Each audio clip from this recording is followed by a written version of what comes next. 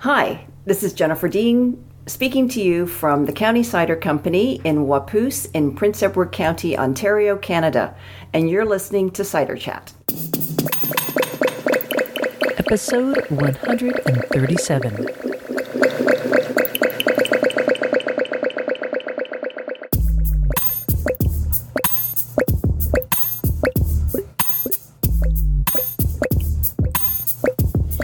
Hello and welcome to Cider Chat. My name is Rhea Windcaller, and I am the producer and cider MC of this weekly podcast, where we speak with makers, cider enthusiasts, and folks within the cider trade from around the world. And this week we are in Ontario, speaking to a maker at a cidery that's been around since 1996. So there's some parallel universes here going on with cider startups in the US of A. Albeit, though, we know that cider is happening all around the world. So before we get to that conversation with County Cider's Jenifer Dean, we're going to get some updates out and about in Ciderville. Last week, I was in California, Southern California, which allowed me to, one, attend my nephew's wedding, which was tons of fun. I had just absolutely tons of fun. And if you follow along on Instagram, my handle is Cider Chat Ciderville. I posted a little photo, a fun photo of some members of my family in the photo booth. You know how they have that set up at weddings. And I just don't normally share those kind of more personal posts on Instagram, what's going on with me, but the fact, I don't know if this speaks volumes about my family, but we have a long tradition of drinking and celebrating, and luckily we really play well together. We often will, rent a house when we all meet up in wherever locations, typically somewhere in California, because that's where the bulk of my family lives these days, and just do a lot of celebration and celebration typically always involves libations, fun libations. So that photo booth was interesting because there was a lot of libation props that you could use. And if you don't know what a photo booth is, they are set up at weddings and let you dress up in like silly costumes. So that's what we did, and I shared that on Instagram if you'd like to check that out. While I was also there, I was able to stop in at two cideries. So I had a chat with Dave Carr at Raging Cider and Mead. That's in San Marcos, California. He's doing a lot of barrel aging there. And what was striking to me is that of all the cideries in Southern Cal that I know of, he is the only one that is just fully wild yeast. And that's a big step to take, because wild yeast are they're renegades. I mean, they go rogue whatever way they want to go, and you have to roll with it. So it's fun to see Dave doing this new startup. He opened in November of 2017, so not even 1 year. And as you walk into the tasting room, there's a large wall of barrels from floor to ceiling. I think he said around 24 barrels. I'd have to look at the picture to count. And he's kind of learning the woes of barrel management. So certainly that episode on barrels and batonnage is a good one to listen to for anyone like Dave who is working with barrels, trying to make sure that you manage when barrels evaporate. That's not that the barrels evaporate, but there's always some liquid from the barrel that's evaporating out, and that's always called the angel share. Typically it's about 6%, but when you're in a climate like Southern California, that's a lot to manage, even with AC and cooling. That's why barrels really love to be in like dark, cool, kind of like slightly humid places. But with that said, his ciders were very tasty, and he definitely likes funk. So I wouldn't say it was overly funk at all. It was pretty good and rock solid for Southern California. So way to go. And I also was able to speak to Kat Fleming of Ironbark Cider in Claremont, California. Now, that was my first stop. As soon as I landed, I headed out to Claremont and showed up at this cidery, and I recorded an episode with her, so I'm going to hold tight on most of it. But what a heck of a time we had. She is absolutely delightful. If you're out in Claremont or passing by, say you fly into Ontario Airport, which is a little north of Palm Springs, or even Palm Springs itself, you could head out to LA there and stop in. It's really easy to get to. It's a beautiful area. Claremont has, I think, like 5 colleges, all different kinds of varieties. So it's like a hip kind of area at the base of this large mountain called Mount Baldy. We went through a whole flight of her cider. She's doing very modern ciders. Again, we'll hold off on that. But the evening went on to dinner with she and her husband Jim and another friend Jim. And then we went over to her house and sat out by a fire. I mean, that is just the way I like to sit down with cider folk and really get into it. They are outstanding people.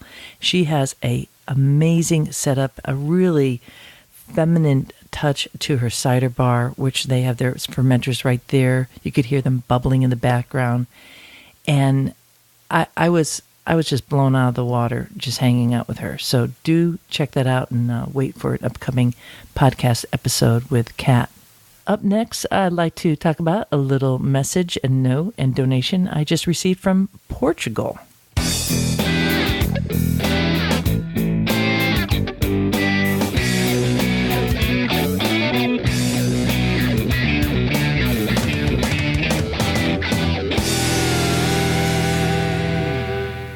It always makes my day when I see the PayPal notification that someone has sent in a donation.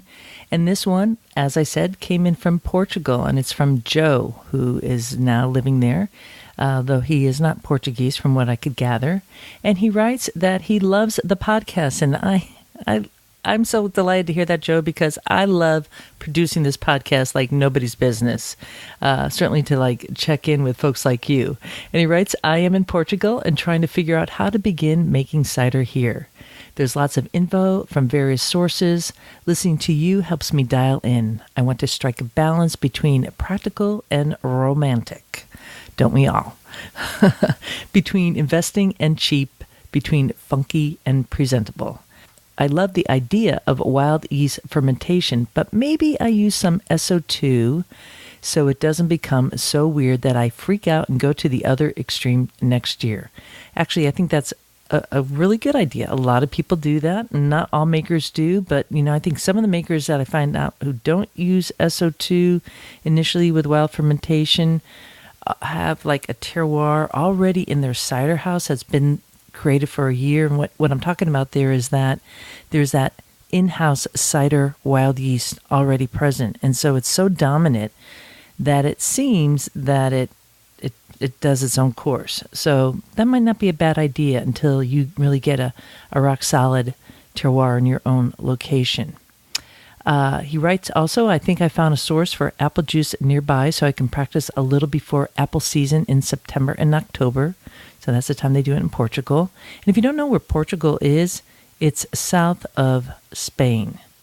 And we did have a Portuguese maker, actually the first Portuguese cidery to open in this country since a long, long time ago, because they really lost the tradition there.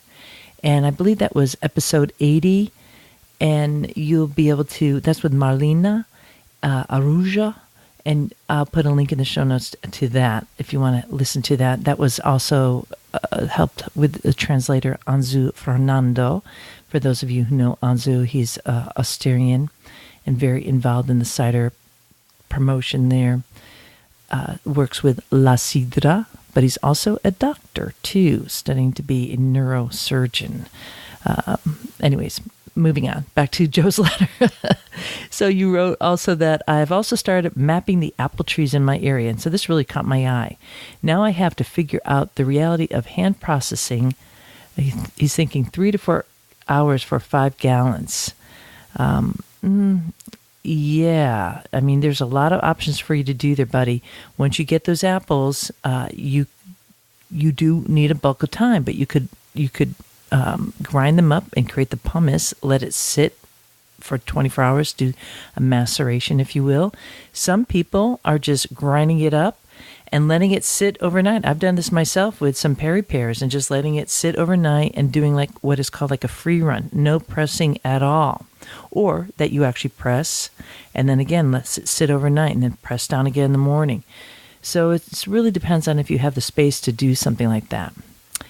He writes, anywho, I'm not in the position to be a patron of the Patreon page that we have set up for Cider Chat, but I wanted to say thank you. I love this piece. I'm not sure what you could do with $5.62, but I'll leave that to you. And one more piece here is that he wrote that he was a professional brewer 20 years ago until diagnosed with celiac. And celiac, it means that you are gluten intolerant. And as far as how far can $5.62 go, well, sometimes I'm taking like a $7 Uber ride or Lyft ride to my next podcast recording. So every little bit helps. There's a $5 level per month at the Patreon page. So it does help, buddy. It helps a lot. So thank you. Keep us posted. We want to hear what's going on in Portugal for you.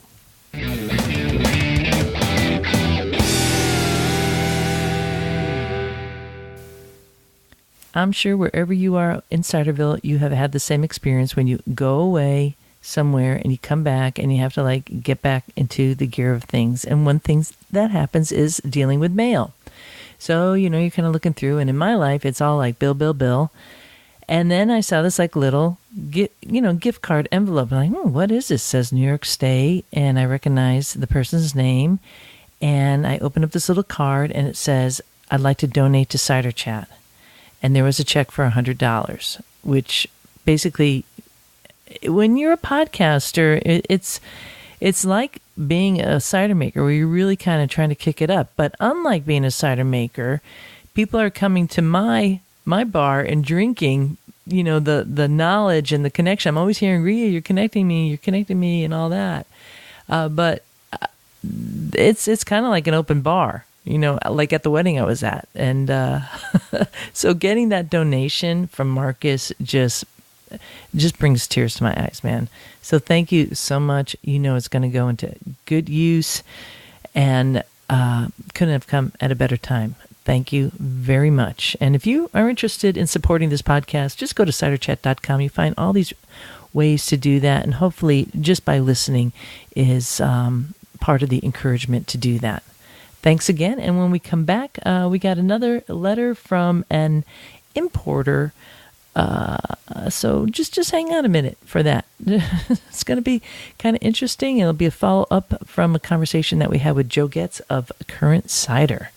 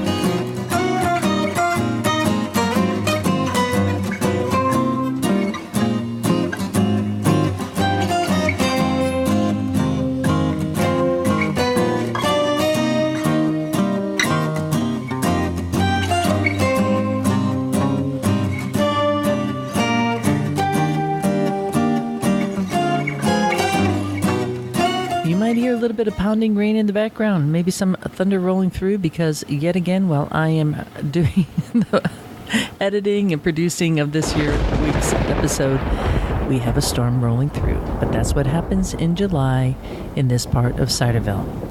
We're going to hold off on another letter that came in from James Asbel of Ciders of Spain. I'll push that over to next week so we could go right to our main chat with Jenifer Dean at County Cider, which is, as far as I know, like one of the oldest cideries in Canada post-prohibition. The interesting thing about Canada is that, like the U.S., just their neighbor to the south, they also experienced prohibition too, and it did have an impact on their cider production. But things got up rolling again, and one of those cideries that was really at the forefront was County Cider.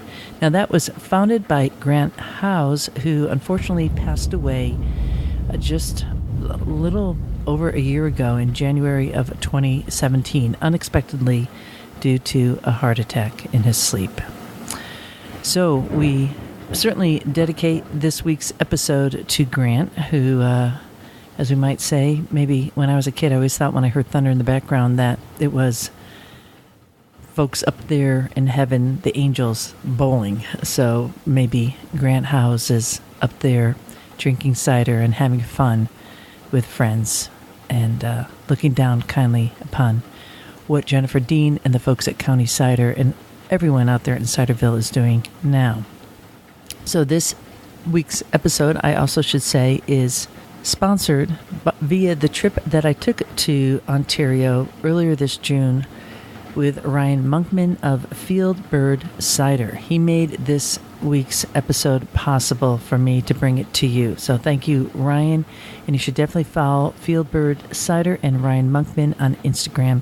He puts out the most amazing photos and mini little snippets of wisdom. A great man and really a beacon of inspiration for Ontario and Canadians alike. So let's go right to this chat where I had said goodbye to Ryan and was now on my way back to the U.S., but I knew I could not leave Prince Edward County, which is on the north shore of Lake Ontario, before stopping at County Cider. And it is out in this rural area. It's absolutely exquisite. That time of year that there were lilac bushes on either side of the roads, these narrow little fun country roads with big sky country just in full bloom. Absolutely spectacular. And the other piece that was really neat is that a lot of the homes had Canadian flags, which is the red maple leaf. And so it's a red and white flag. It's actually very stunning. And they weren't hey, we're Canadians. Or maybe some people were like that, I'm sure. But it was just kind of like a coat of arms. So it's really kind of nice and gentle to see in the landscape. It's a beautiful area, and I sure hope that this inspires you to come along on the Totally Cider Tour headed to Ontario in 2019. One of the stops we will be making will be a County Cider Company. So stay tuned for those details in subsequent episodes coming up on Cider Chat. In the meanwhile, let's all grab a glass and join this chat with Jenifer Dean of County Cider Company, located in Wapoos, which is on Prince Edward County, kind of like an island there, but not, in Ontario, which is a province of the mighty and glorious country of Canada.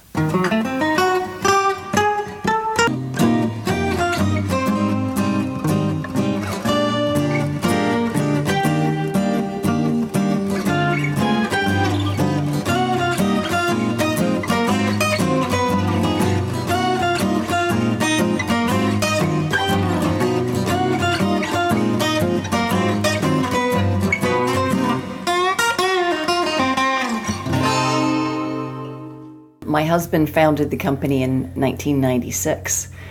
This was already a commercial apple operation. His family bought the farm in the mid-'70s.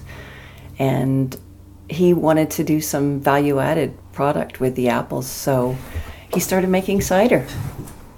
Perfect segue into a value-added product that really brings another element, right, with the apple. Exactly. Were you involved at that point? At that point, no. I didn't come on board until 2000. I had trained as a winemaker, and he hired me as a winemaker because he was also growing grapes. Mm-hmm. And I became the cider maker as well. And then eventually we got out of the wine business just to concentrate on making cider.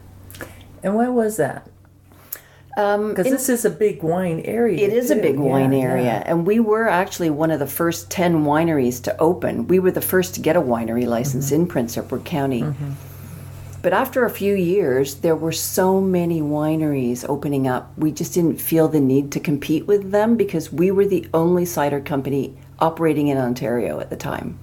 So we wanted to concentrate on expanding that market. Which is huge. Post-Prohibition in Canada, you were the first commercial operation. Is that correct? Not really. There were other cider companies in Ontario. In Ontario, okay. There was Barnell and perhaps a couple of others, but the market wasn't very friendly towards cider. We're treated like an import, taxed the same way. So it was hard to make money. So those ventures failed, and we just persevered. Well, bravo for you, because that's not easy when you're kind of breaking ground in that way. Now, driving up here, which is just absolutely exquisitely beautiful, and we're up in this house overlooking Prince Edward Bay. And that's Lake Ontario, part of Prince Edward. That's right. Right, Prince Edward Bay is part of Lake Ontario, and we're just sloping down into the water there. You have a lot of orchards around here. What was it like back in 1986? Would I, if I was driving up the same road, would I have seen the same tending towards apple trees, or were the apple trees kind of being put to the side and wine? No, I'd say that there were even more apple orchards back then. Unfortunately, a lot of apple trees have been pulled out in Ontario in the last couple of decades. Ontario had a pull-out program. And a pull-out program. So they were paying farmers to pull out trees, but they weren't paying them to replant new ones. So people weren't doing that. Other provinces did offer replant programs, but Ontario didn't. Why were they paying? And it was called pull-out program. It's a pull-out program. So the idea was to encourage farmers to plant new varieties. Oh, I see. Okay. But they just took the money and went, no, we're not planting anything else. Yeah. Well, it's hard farming, so you can't. Especially if the younger generation's not getting involved, and we're finding that more and more. Trying to pass the family farm down is becoming increasingly hard. Even in cider? Even in cider. I actually don't have anyone to pass this down to. My kids aren't interested. You've seen a lot in the past 20 years, no doubt. And yes. So what is the biggest bell curve that you've seen, and how recent is that you've seen any kind of uptick in cider, or is it just kind of level for you all these years? No, it's been a huge uptick, especially in the last 10 years, I'd say. Because we were the only cider company for a long time, it was hard slogging. We had general list products available through the Liquor Control Board of Ontario. And we've struggled to stay there. But over the last 10 years, there's been so much of an increase in the number of other cideries opening up, which has been a good thing for the whole cider industry in general. So we're now finding that the competition is causing our sales to plateau a little bit. So we've got to stay on top of things. We've been growing cider varieties of apples for a long time, beside the dessert or culinary apples that we first started using. But there are a lot of cideries that are opening up now that aren't growing their own apples, and I think that's a mistake. I think it's a shame that they're not, that they're actually just bringing juice in from wherever they can in Ontario and making cider from what they don't even grow. I think you need to have a sense of what you're growing to make a truly good cider. What cider varieties are you using here? What do you have growing? So we have some Kingston Black, Dabinet, Michelin, Yarlington Mill, Binet Rouge, Brown Snout, Frequin Rouge. So quite a number. Yeah. And how are they doing in this climate and on your soil? That's been a challenge, trying to figure out which ones grow best here. And we're also trying different trellising methods. So we're doing tall spindle, and we're doing different rootstocks and training methods. So it's been a challenge, especially over the last year and a half. Can you say more about that? The founder of the company, Grant Howes, my husband and partner, passed away a year and a half ago. And he had all these plans, and I think a lot of them were in his head and not written down. So I'm trying to carry on the best that I can, because he was the one who grew the apples, not me. So I've had a steep learning curve with apple growing and spraying and looking after all that side of things, beside just making the cider in the production facility and running the retail store and the restaurant here on the farm. So it's been... It's a big one. Yeah, I'm sorry for your loss. It was kind of untimely. It was, yes. It was unexpected. Yeah. Yeah, that's...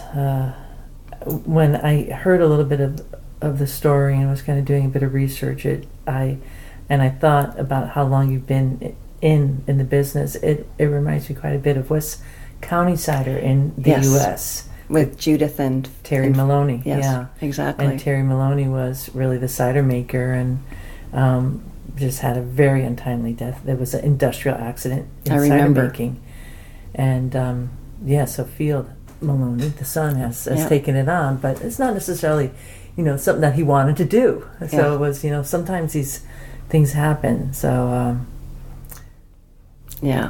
he was quite a force to be reckoned with in I've heard in cider. Some people call him the grandfather of cider in Ontario, which that moniker really wasn't what he wanted to call himself. He'd rather have been called the Godfather, I think, because he really enjoyed the Sopranos and the Godfather and that. So I think the Godfather would awesome. Be what he would like to be called of cider in Ontario. Yeah. Well, there's nothing wrong with that title. That really works. Yeah, I think a lot of people really look to County Cider. We've helped quite a number of the cidery startups, Pommies and West Avenue are two in particular, who became very good friends with us. Yeah, awesome. So here you are at this other stage, because listeners who aren't involved in making it, need to know that you have the orchard care and then you have the cider making, and those are two really separate, distinct skills. A lot of people do them together, and it's great if you can. So how do you manage all that? Are you bringing in, if your kids aren't involved, how are you doing that? Is it like apprentice programs, or? We have a lot of different ways that we utilize employees. So we have really good people to start with. I have a really good production manager who runs the production facility, which is in town, actually, in the industrial park. I have a good tasting room manager and a good restaurant manager and good farm people. We bring in students from Loyalist College to do internships, which is in Belleville. We have a college, so they do different programs: chemical engineering, biochemical. Different ones, and we bring them in and we work with them, and we've actually hired quite a few Loyalist graduates. We bring in French interns from the Agricultural College in Angers in France. I have two coming this summer who will be doing projects for us and living here at the farm. We have in the past brought in a number of others. We have students that we bring in through job placement programs locally that are funded in part by the government. So we've been pretty fortunate in accessing help. Yeah, well, that's really key, because I've heard that it could be hard up here. I mean, you're in kind of a tourist area, more summer. It's very rural. We don't have any public transportation out here. We're 15 minutes from Picton, and there's no public transportation there either. Right. So you really rely on people who have their own transportation. Quite often young people don't. They have problems with that. Housing could be Housing is a big problem here in the county. Yeah. Well, to manage all that and to make good cider is a whole lot. So it's a lot of work. Yeah. So with all those varieties and your background, in that time that you've been making cider, what has changed stylistically for you, or has there been anything that you've kind of, honed the skill, kind of, your workflow has changed in a way? Could you speak about that? Yeah, so because we were a commercial apple operation, we started making cider with the fruit we were already growing. So Northern Spy, Ida Red, Golden Russet, and a few other varieties. And starting to grow the cider varieties of apples at that point and gradually incorporating them. So they're part of our blend. There's one variety or one product that we make called a Tortured Path, which is our homage to English Somerset style cider. And that's 50% bitter sharp, bittersweet, and the balance is golden russet. So we happened to be visiting at Thatcher's in England, Grant and I, and a Land Rover pulled up while we were walking through the orchard, and this old gentleman didn't even get out of his vehicle. He just rolled the window down and started chatting with us. And he was telling us about a new piece of equipment that he was having made that would subject the trees to a tortured path as it went through to harvest the trees, that would shake the trees, right? And Grant liked that expression, a tortured path.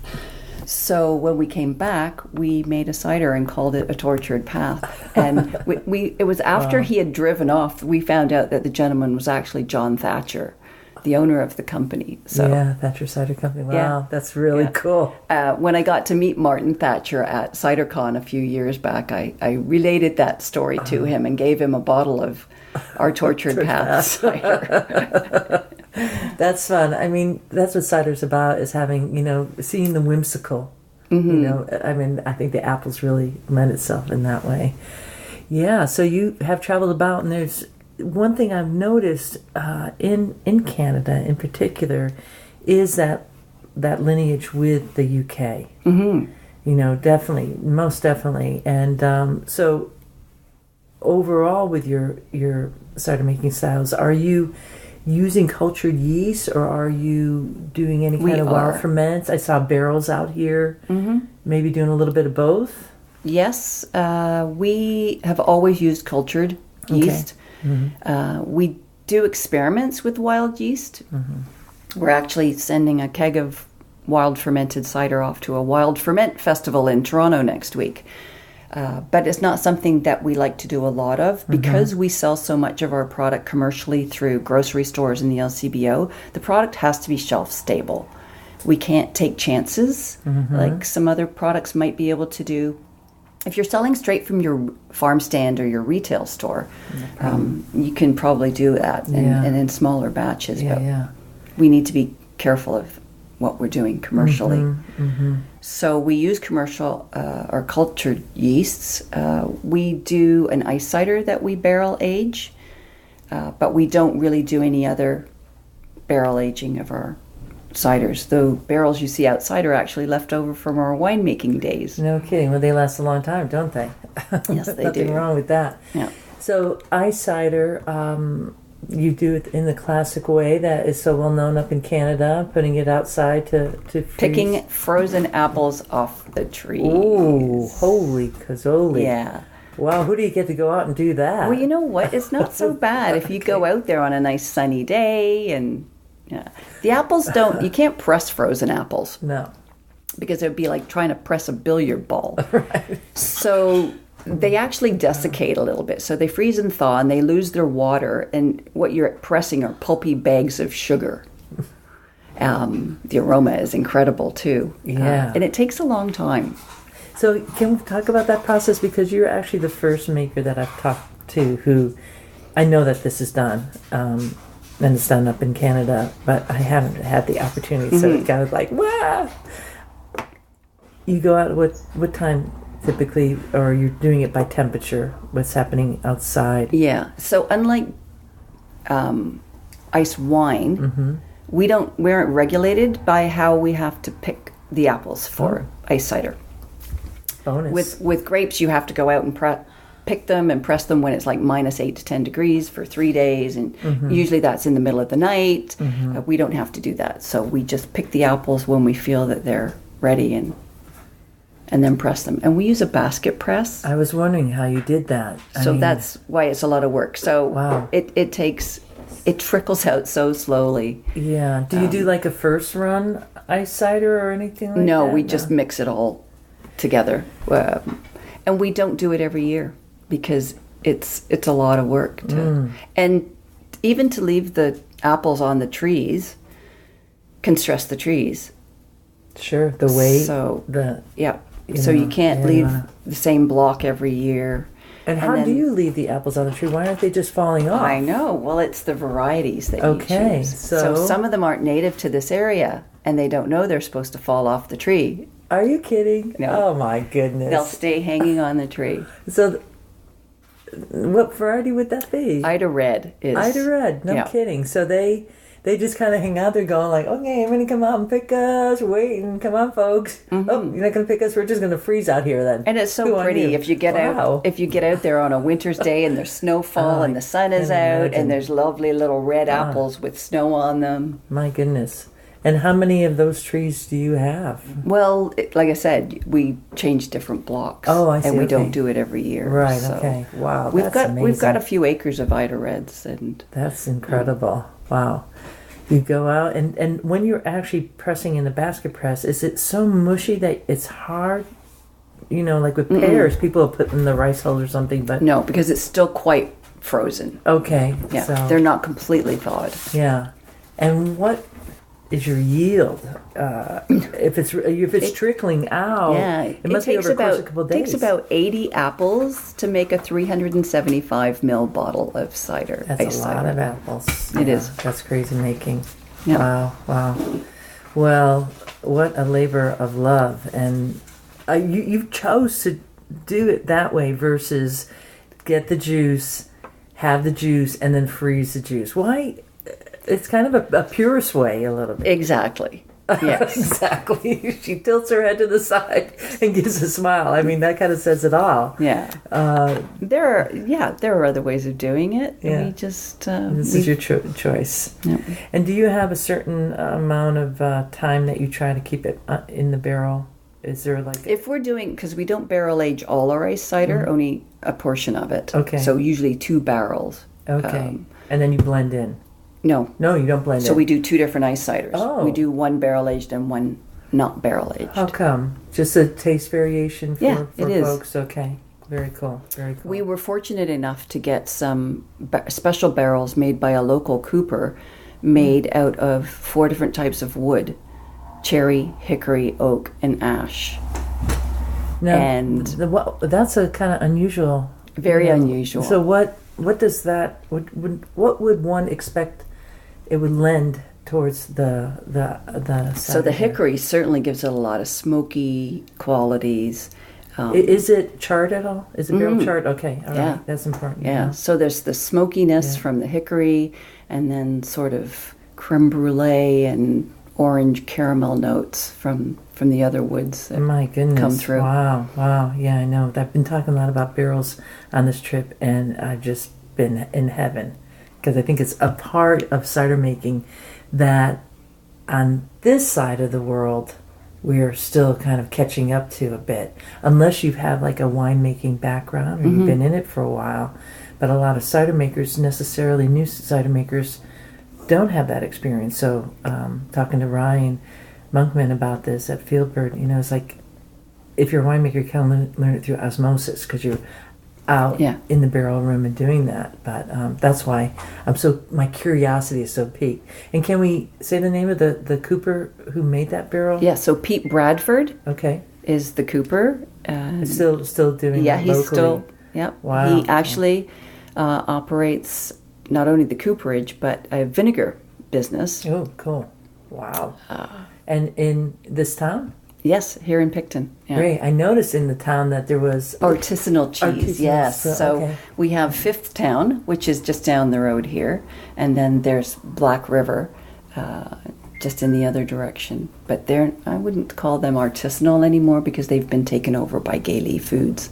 Are there any like little mini cider fests here in town at this point? Or apple fest? No, not. Yeah. We do an apple blossom festival here in the spring. Ooh.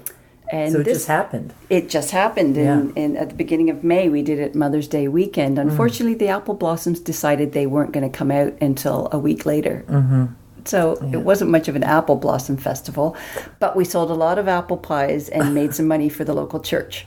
Oh, there you go. There you go. Yes. I just I really love driving up here. It kind of blew my socks off. Yeah. Getting back to the ice cider, how do you deal with stopping the fermentation? is that like a filtration piece for keeping it cool? And keeping it cool. Okay. Yeah, keeping it cool. Yeah. Definitely watching that, and then at a certain point we have to filter it and add some potassium sorbate. Yeah, it's a tough one with the ice cider. A lot of folks, and at least hobbyists, because you don't want your ice cider to be dry. It needs that balance of acidity and sweetness. And sometimes you get a little sparkling, and maybe that's not so bad after all in an ice cider.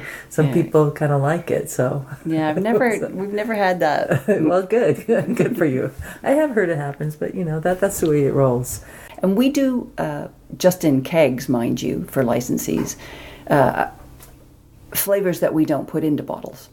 Okay. So we're constantly making new things. So we're doing lavender lemonade and coffee cider, and we've done blackberry peach and peach ginger and quite a number of other ones. We've got a couple of new flavors coming out this season because everybody likes to have new and different. Yes, definitely. Yeah, that's the way of. But I won't tell you what those flavors are yet. Oh, okay. Hold on. Well, so that's a good thing to know. Like, how do folks get County Cider? So they would go to your website, or they'd come here. Yep, you can come here to the farm, definitely. Yeah, that's the best way. You should definitely come here. Because it's beautiful, and you can have lunch on the patio and have a pizza from our wood-burning oven. Nothing better than that. So that's where we first started selling, was here at the farm and through the LCBO here in Ontario. We got a general list right off the bat as soon as we started making cider back in '96. And now we're available through the LCBO and the licensed grocery stores that are selling cider, so Loblaws and Walmart and a number of others. So one could go to Walmart's and find your cider. Yeah, if it's a licensed Walmart, yes. Okay, wow, that's amazing to know. But just here in Ontario. We actually don't make enough cider to export outside of the country or outside of the province. We sell out of everything that we make every year. Well, that's not a bad problem to have. No. Well, should we take a little walkabout and let's go up to the tasting room? Okay.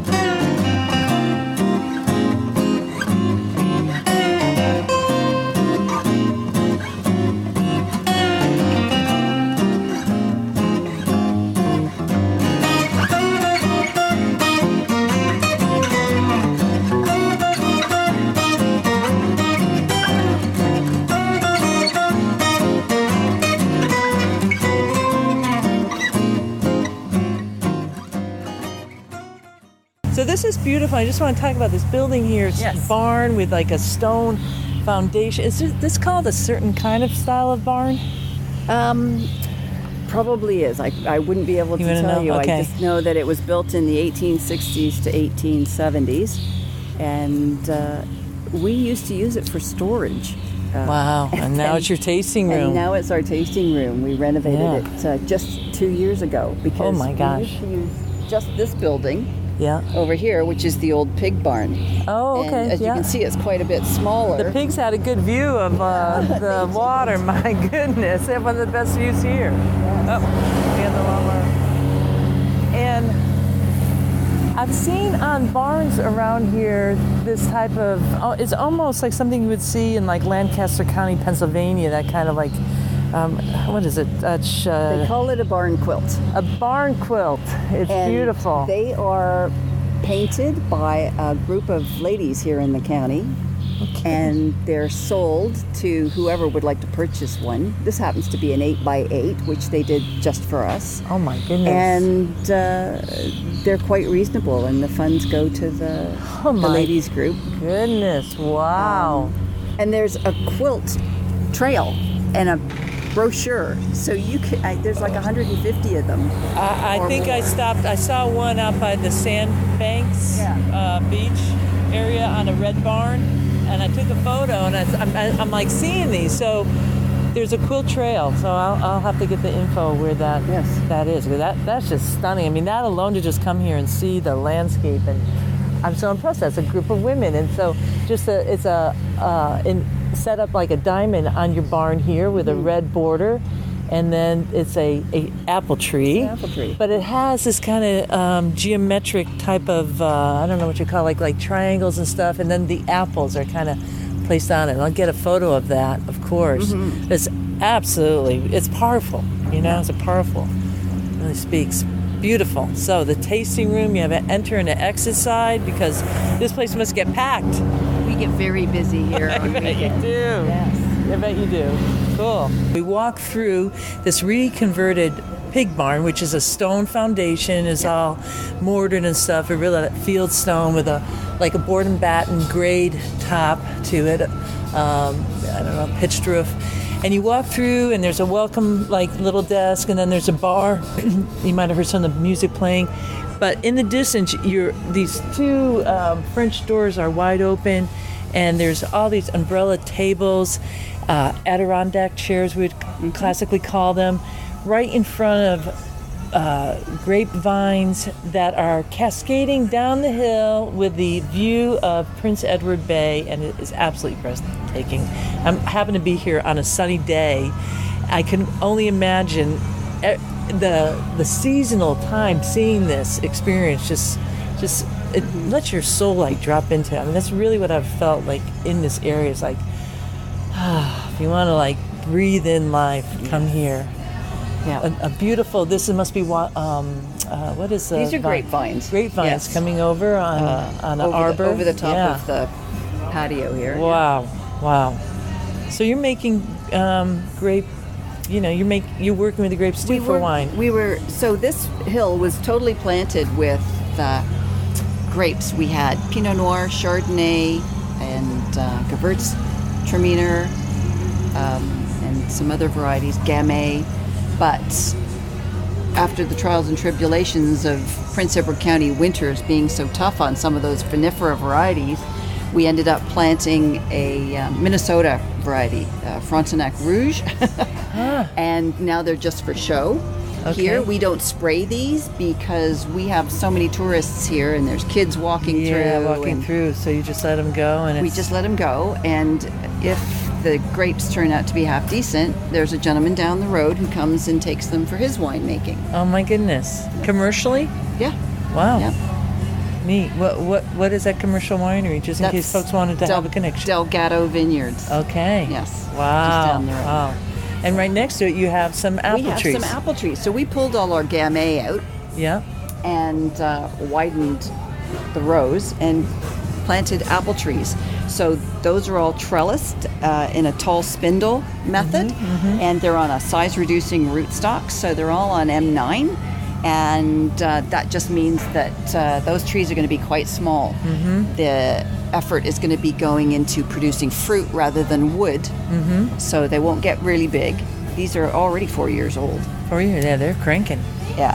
But there's problems with that as well. Because the trees are slender, they're more prone to winter injury, disease pressures. And so the idea is to do the fruit production, but also it will definitely assist in picking, right? And do you pick or do you shake your apples? No, we pick. You pick, okay. Yeah. Do you do ground drops? Because I know in Canada it's amazing. You could use ground drops. Do shake. Yeah. Those bigger ones, we pick them up right away. Right away, yeah. So we don't pick you don't let them anything that's fallen on the ground and is sat and left there. Yeah.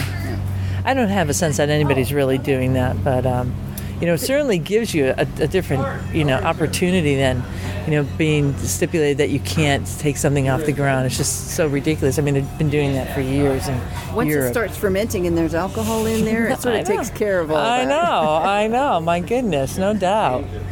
Well, so on any given day, this is throughout the summer season, this patio would be open. What time of year would you start opening? We start the May long weekend or the weekend before that, which we did this year, Mother's Day weekend, and we go right to the end of October. Nice. As long as the weather lets us. Beautiful out here. Oh my goodness, Jen, it's just absolutely stunning. This is what I've been hearing, you just got to go out to County Cider and just see the view. That alone is breathtaking. Really nice. And it gets packed. I mean, this is an area that you could, do you get tour groups coming through? We do. You do? Coming through, and there's enough space for everybody. Yeah. We do tutored tastings over in our retail store, or you can just go over there and taste whatever you like on your own. We do group tastings. So on weekends, we get quite a lot of tour groups coming through. Very nice. And it is open 7 days a week in the 7 days a week in the season. In the season, okay. And we're only open from 11 a.m. to 6 p.m. We don't do dinner. We're just basically a lunch sort of place. So you got a lot going on here. You got like a team of people. Right around the corner, right off to the terrace, is this cool pizza oven that's cranking over there. Over there now. Yeah. How long have you had the pizza oven happening?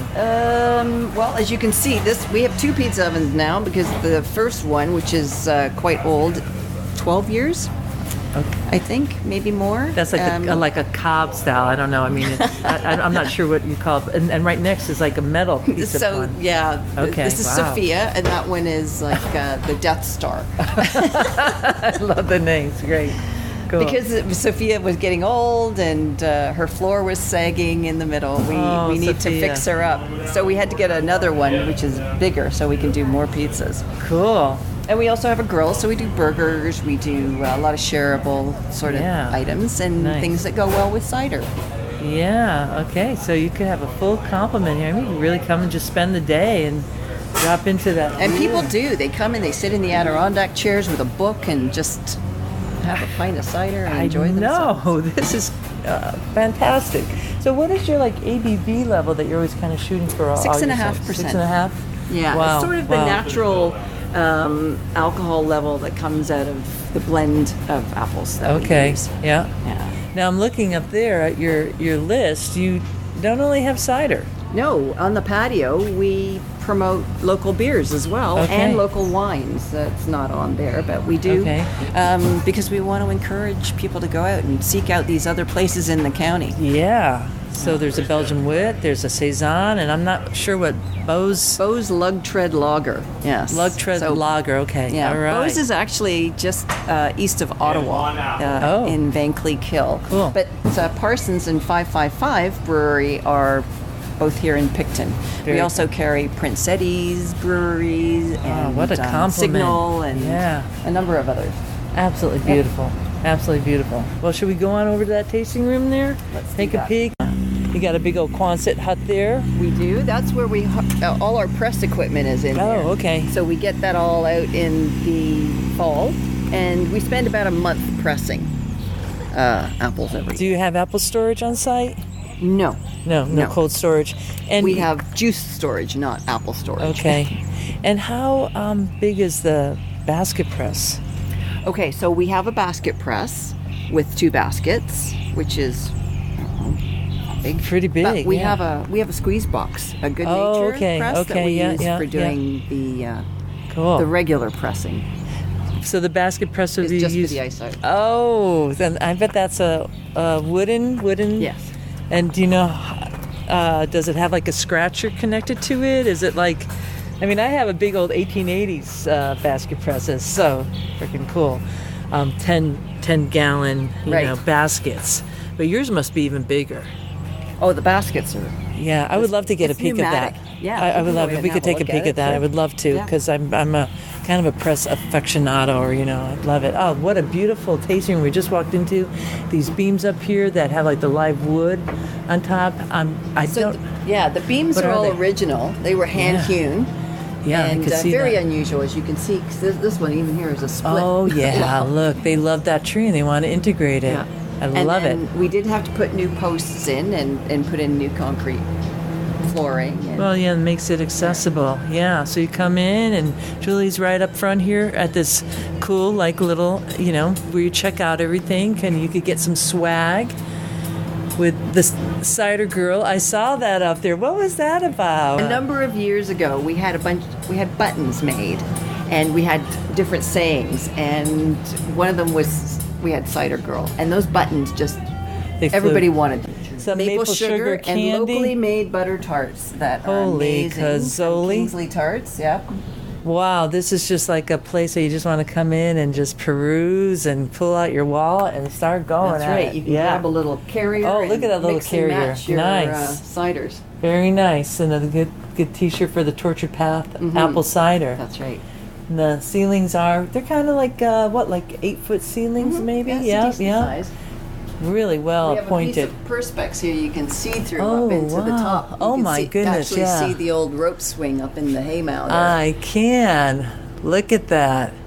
Very cool. Is that area used for anything anymore? No. It's super cool. Yeah. Really neat. So let's take a little walk back here. Your presentation. These are your ice ciders here. And I'm seeing a lot of awards.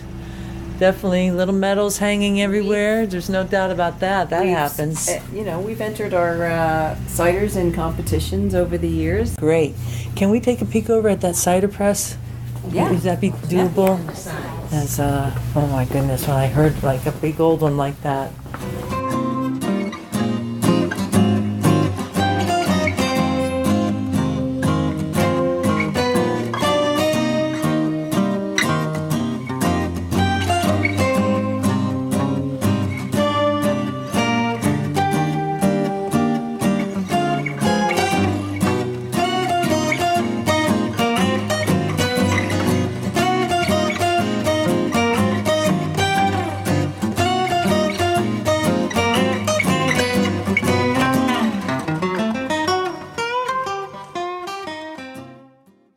Yeah, beautiful orchards.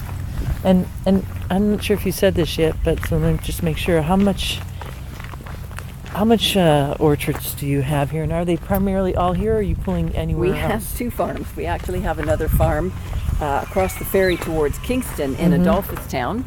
And we have 10 acres of apples over there, and we have 25 acres of apples here. Wow.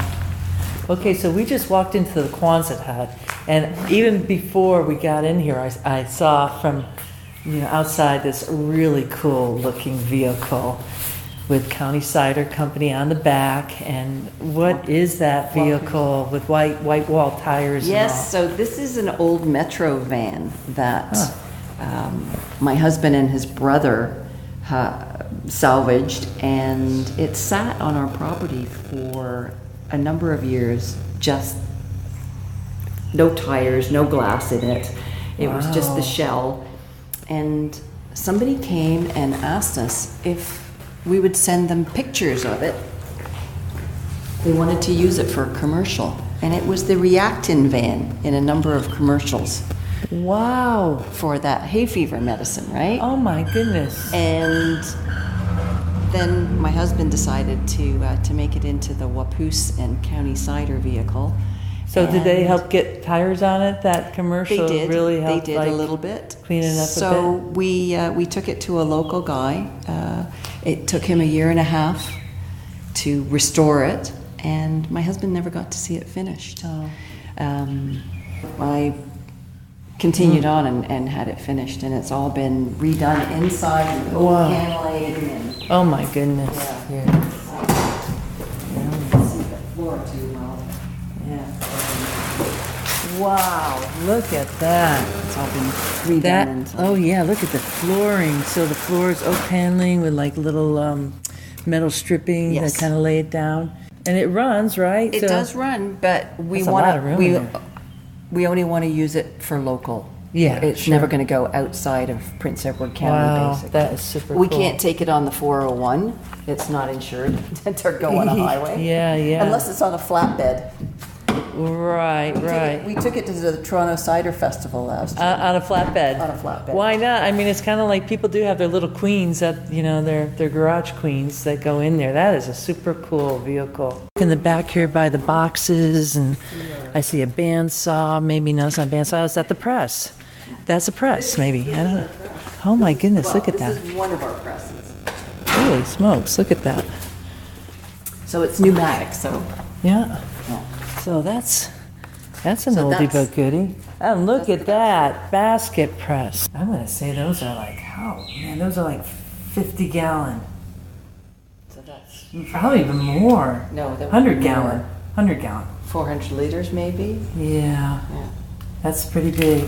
Yep. And then here's the actual like piston run. You see the size of that piston there, and that plate. And the bottom plate that it goes onto is really incredible. And just here's the workings. Pretty stinking cool. So at harvest time, this all gets turned into a big pressing operation. We have a huge bin that sits out here that all the apples get dumped into to get washed. and then a conveyor belt takes them up and inside, and then they go through the grinder, and then into the freeze box press. Wow. Yep. Then it's a busy time for that whole month of pressing. And then in here is where we have our tank. So this is an old apple storage. There we go. Here we go into the apple storage barn. So going along with the English tradition of naming your cider tanks, which we picked up when we were visiting at Weston's, this one is Pip. We used to have Squeak, but Squeak had to be repurposed because his belly started rusting inside. Oh boy! But over here we have Jack. And we have Victor over there. The big stainless. Yeah, that's Jack and Victor from Young and the Restless. So they're in opposite corners, right? And this is Abbey Road. Young and the Restless is a soap opera for those who don't know. Yeah. So this is Abbey Road, and in here we have goodness, John, Paul, George, and Ringo. You're too funny. I love it. Yeah. So right now these tanks are being cleaned, waiting more juice to come in. Wow. Really cool setting. I mean, you really use the whole system. You have some nice big buildings here, close to your home. So it's a nice setup that way, and you're living right here. Yeah. Really integrated into your life, big time. Oh yeah. No doubt.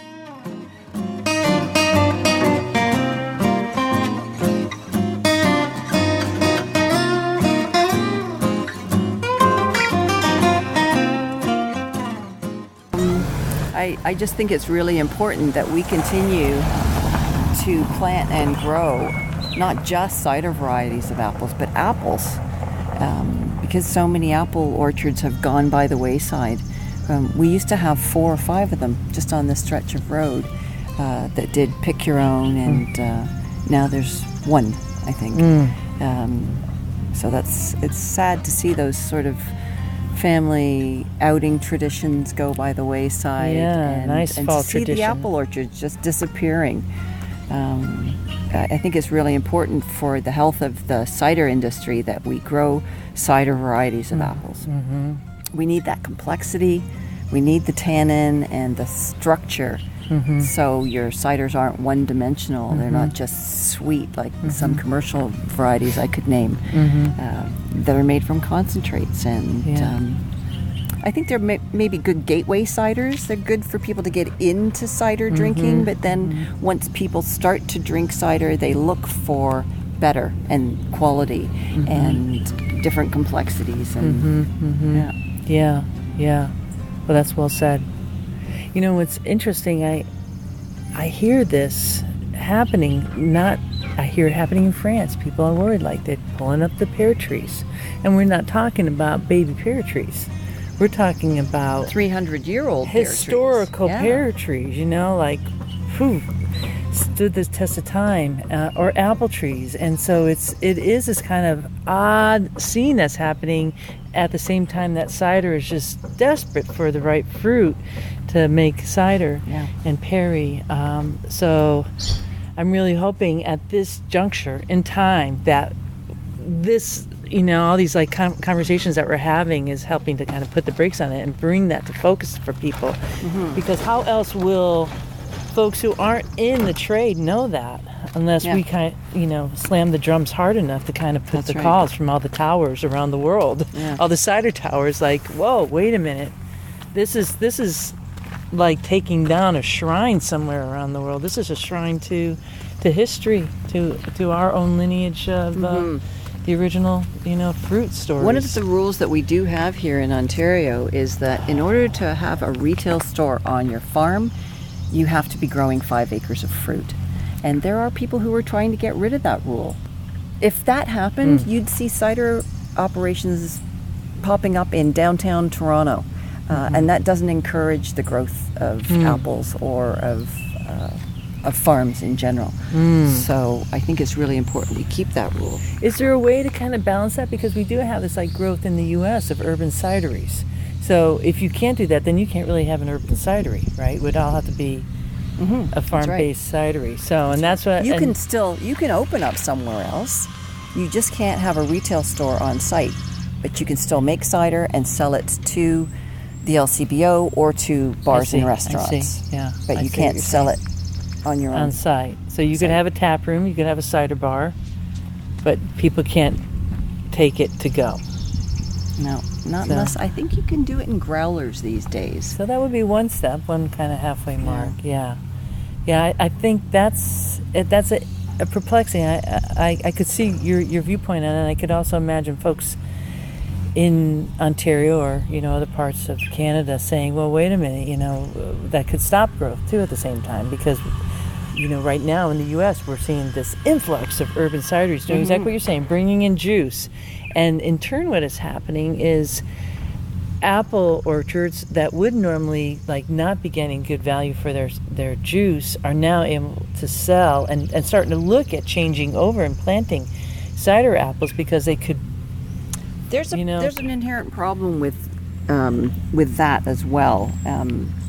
And I spoke to Neil McDonald about this. Oh, Neil, from Orchard Park. Orchard Park Farms. Orchard Farms. Park has sold, though. I don't know if Neil is still involved in it. I don't know. I haven't spoken to him since I was there last May. Oh, okay. I might be wrong about that. Cider apples can only be used for cider. So there's really no secondary market for them. You can't sell them as commercial apples to a grocery store. They're not edible. Right. For the most part. Right. So if you're going to plant cider varieties of apples, you have to have a cider market for them, either for making the cider yourself or having a contract and selling them to a cider maker. So, yeah. But you don't have to spray cider apples the same as you do commercial.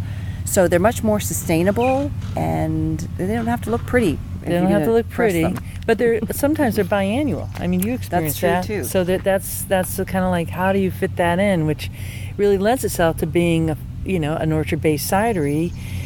You kind of build that in, but in this kind of day and age in 2018, moving quickly towards 2019 in the future, folks are like, we want it and we want it now, and not all of our trees, they go off on different years. Yeah, sure. So we still grow a lot of commercial varieties, of course, because that's the main, 85% of our juice is culinary or dessert apple juice. And then we blend in the cider varieties at up to 15%. So those trees don't have to be bearing every year because they alternate. Some of them will have apples this year, and some of them will do it next year. So if you walked through at blossom time, you can see that. No apple blossoms on those trees, but these are all good. Over there, yeah, isn't that fantastic? Yeah. Well, I really appreciate your voice and your perspective, and it's important because you've been doing this for a while, and folks coming into the cider trade kind of hear all that. And the cool thing about what you do is that you've been around the map a bit. You've been in the UK, you've been in the US, you've had these conversations, and I think the cider industry and young women getting into this trade, you're a beacon and a role model for that. So I really appreciate that. That's really, really special. Thank you. Yeah, thank you. It's fun, actually. I never envisioned. I mean, this isn't something that you think when you're a little girl, oh, I'm going to grow up to be a cider maker. Yeah, right. So I sort of stumbled upon it, I was in the hospitality industry for a long time. And then when I turned 40, I went back to school full-time to become a winemaker, and that sort of segued crazy? here. Yeah, wow. Yeah. It makes sense, though, and that's why you have this certain aesthetic at County Cider. It's just really inviting. So you feel that hospitality. I was looking and I was like, wow, who's doing this branding? Who's setting this up? And now it makes perfect sense with your background. We like to tell our staff that we are in the entertainment business here. We want people to have a great time, and we want them to remember our product. When they walk into an LCBO store or grocery store and see our product on the shelves, they'll remember what a good time they had when they were here and buy it. Well said.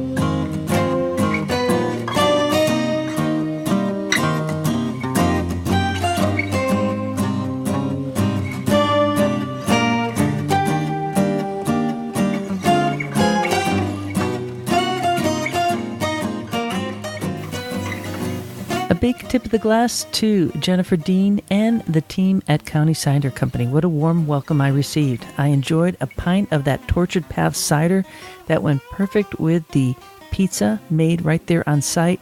Sitting down at a table overlooking Prince Edward Bay. Ooh, they got it going on there. It was absolutely delightful. If you want to see some photos and a mini video of this, you could go to the ciderchat.com page for this here episode 137. And you could also go to Cider Chat YouTube's channel where I will be uploading that video. And you could also listen to the podcast there too. So lots of options out in Ciderville, just like there's lots of options for apples to plant. Apple trees to plant, I should say. Just as Jenifer said, we need more orchards. There is nothing but goodness that comes out of that kind of task. Just so you know, there are more episodes coming up with Ontario cider makers that I was able to record while traveling about the countryside with Ryan Monkman of Field Bird Cider. He made it so, which is really nice to not have to drive and drink and to be able to drop into a location and take it all in without necessarily having to think about too much except what is there before me. And to do some sightseeing too, the extra little curricular things like the cheese scene. And of course there's Niagara Falls and oh la la, Toronto. You know, a lot going on in Ontario, including some of the most amazing people on earth. So stay tuned for that. If you're interested, send me an email now that, hey Rhea, put me on that list. I don't want to miss out. Because I imagine it is going to be filling up and a ton of fun. Speaking of a ton of fun, the Normandy Trip we're getting closer. I mean, we're kind of like, I don't know, maybe under that 90-day pointed departure date to land in Paris and then head out to Normandy. This is crazy, folks. I mean, I am just like, can't believe it. I sent out some info to the folks who are already signed up, and soon I'll be sending out a video on how to pack your cider, because everybody coming along gets to bring an extra suitcase dedicated to cider. How much fun is that going to be? And just kind of looking over where we're going to be seeing some beautiful gardens. We're going to be going to like a classic like French deli. Actually, we're going to be doing that on our first day that I had hunted out while there, because it's just like looking at the cheese counter, you would say, and then also the pastries. I could probably stay there all day just in that deli, because they also had cider too. Boy, it's going to be fun. If you are interested on that Normandy trip and it's something that you're just finding out that, shoot, I'd like to go, there are still some extra slots open to come along. So again, just contact me, Rhea at ciderchat.com. Oh, it's going to be one heck of a journey.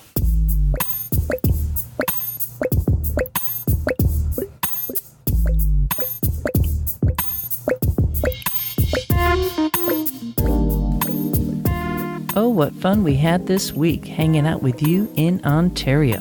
This is Rhea Windcaller signing off for now. Looking forward to seeing you in Ciderville.